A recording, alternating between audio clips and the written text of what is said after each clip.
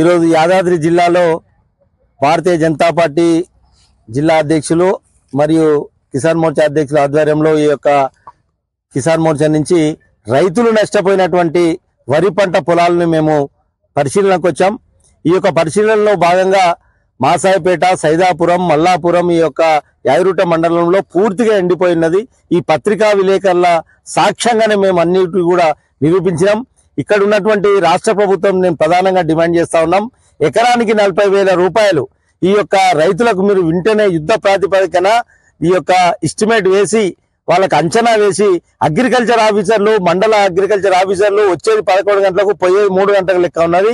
Agriculture ఆఫీసర్లు వెంటనే గ్రామాలలో పర్యటన చేసి ఈ రైతులకు, నష్టపోయిన రైతులకు వెంటనే అంచనా వేయండి.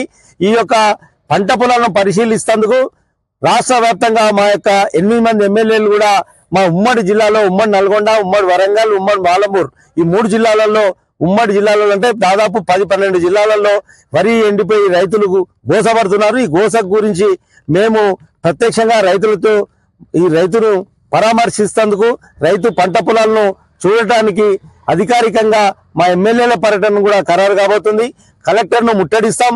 మేము ఒకవేళ మా రైతులను పట్టించుకోకపోతే అసెంబ్లీ నడుస్తుంది. అసెంబ్లీ సాక్షిగా అసెంబ్లీ ముట్టడించి 40,000 రూపాయలు ఈ రైతులకు ఎక్స్గ్రేషియా చెల్లించే వరకు మేము ఊరుకునే ప్రసక్తి లేదని ఈ సందర్భంగా తెలియజేస్తున్నాం.